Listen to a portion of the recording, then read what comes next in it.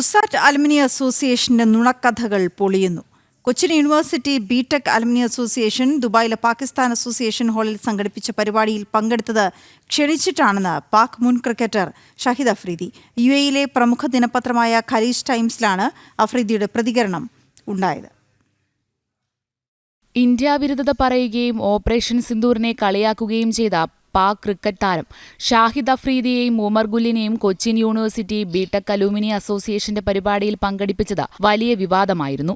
കഴിഞ്ഞ മെയ് 25-ന് ദുബായിലെ പാകിസ്ഥാൻ അസോസിയേഷൻ ഹാളിൽ സംഘടിപ്പിച്ച നൃത്ത മത്സരത്തിനിടെ ഭാരതത്തെയും സൈന്യത്തെയും പരിഹസിച്ച ഷാഹിദ് അഫ്രീദിക്കും ഉമർ ഗുല്ലിനും വൻ വരവേൽപ്പ് നൽകുകയായിരുന്നു. ഇത് വിവാദമായതോടെ സംഭവത്തിൽ വിശദീകരണവുമായി അലൂമിനി അസോസിയേഷൻ നേരത്തെ രംഗത്തു വന്നിരുന്നു. അതേ സ്ഥലത്ത് മറ്റൊരു പരിപാടിക്കെത്തിയ താരങ്ങൾ ക്ഷണിക്കാതെ അപ്രതീക്ഷിതമായി തങ്ങളുടെ പരിപാടിയിലേക്ക് വന്നുകയറി എന്നാണ് അസോസിയേഷൻ ഇറക്കിയ പ്രസ്താവന. പെട്ടെന്നുള്ള വരവായതിനാൽ തടയാൻ കഴിഞ്ഞില്ലെന്നും പ്രസ്താവനയിൽ പറയുന്നു.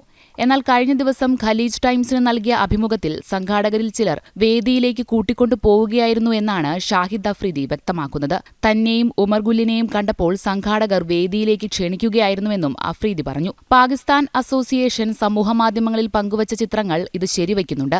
കേരളത്തിലെ കോളേജുകളുടെ യുഎഇയിലെ പൂർവ്വ വിദ്യാർത്ഥി കൂട്ടായ്മയായ AKCAF association secretary Deepu S, Cochin university BTech alumni association ഭാരവാഹികൾ എന്നിവരെല്ലാം അലൂമിനി അസോസിയേഷന്റെ വിശദീകരണം വെറും നുണയായിരുന്നുവെന്ന് വ്യക്തമാക്കുകയാണ്. അതേസമയം Cochin university BTech alumni association ഭാരവാഹികൾക്കെതിരെ പ്രവാസലോകത്തിൽ നിന്നടക്കം പ്രതിഷേധം ശക്തമാവുകയാണ്.